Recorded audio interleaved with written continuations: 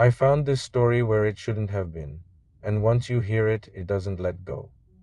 Blood sticks to concrete. No matter how much bleach you pour on it, it seeps into the cracks. That's the first thing the guards forgot at cell block 6. The second, the name Donovan Morrow.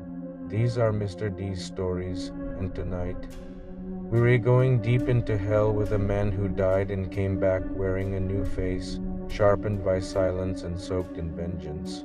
Tonight's tale is the Butcher of Cellblock 6. They said Cellblock 6 was where the state buried its mistakes, the kind of place even the rats whispered about before turning back. Men didn't leave 6, they disappeared inside it. The walls were thick with old screams and colder secrets. Steel bars, rusted locks, cameras older than the sins they watched. That's where he showed up. Jonah Cole. At least that's what the paperwork said. No one knew where he came from. No one questioned it. He arrived in silence, tall, broad-shouldered, skin pale like ash, with eyes that didn't blink. Not much of a talker.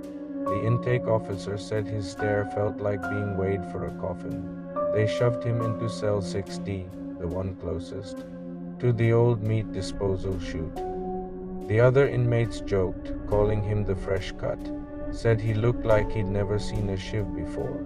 But when the power cut out 3 hours after he arrived, nobody was laughing. First, the alarms shut down. Then the outer locks re-engaged on their own. Cameras flickered into static.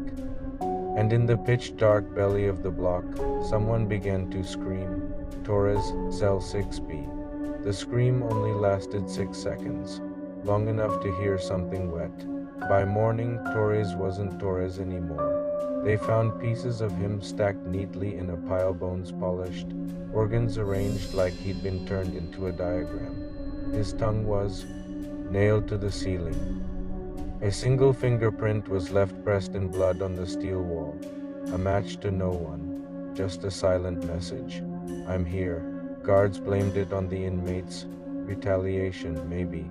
But then Manny burned alive in his cell, his body fused to the bed frame, his lungs charred black, no fire alarms, no accelerant, just flame, pure and patient. Next was Rook, the block's favorite snitch. Someone forced his own broken teeth down his throat until he drowned in his blood. Someone who knew how much he liked to talk. It wasn't random. Jonah was moving from cell to cell, silent, clean, and purposeful like a haunting symphony of vengeance. Each action a calculated stroke, leaving no trace behind. Like he was checking boxes. He didn't leave prints, didn't leave blood, just artwork. Each kill a sculpture, a reminder. The survivors started to whisper his name with reverence or terror. They didn't know what he was, but Jonah wasn't Jonah. That name was just a mask. His real name was Donovan Morrow, a former inmate supposedly burned alive during the '98 riot, the one the prison buried deep under falsified reports and sealed cell doors. Back then, Donovan was just another number until he uncovered what the guards were doing at night, the torture, the deaths and the disappearances. He tried to expose it, and they locked him in solitary for 300 days. No light, no food, no hope. They lit the fire to silence him, but they didn't watch him die. They didn't check the ashes, because Donovan survived, barely, reconstructed, spent years building a new face, a new identity, and a single goal: return, one by one. He tracked them, the guards who wore hoods and laughed behind closed doors. Most had left the system, retired with blood-stained pensions, but some came back, some never left, like Warden Briggs, the one who signed the order to erase Donovan's file, the one who watched the riot on camera and smiled. Jonah Donovan wasn't just killing, he was correcting. And he did it with purpose. Razor blades carved from ceiling tiles, shanks melted from toothbrushes, forks sharpened on stone. One guard was found with his own keys shoved down his throat. Another was strung from the rafters, throat slit open, with the words, "Do you remember me?" scrawled in blood beneath him. By the fifth night, only two men remained alive in cell block 6, Warden Briggs and a terrified rookie guard who kept begging through the intercom to be let out. The rookie was spared, not because Donovan cared, but because the rookie was innocent, and innocence wasn't on the list. Briggs had locked himself in the surveillance room,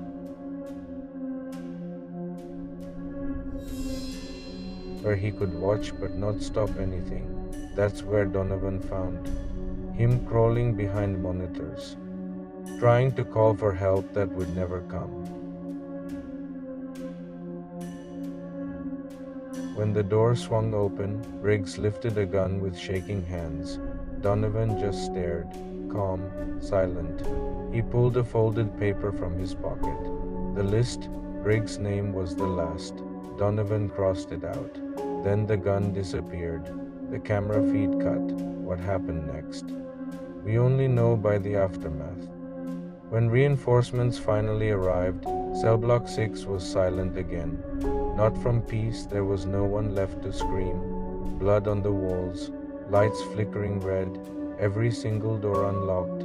The only sign of what had happened was one file left on the prison server. A video, 32 seconds. A man with ash-pale skin, staring into the lens, Jonah Morrow, alive, smiling.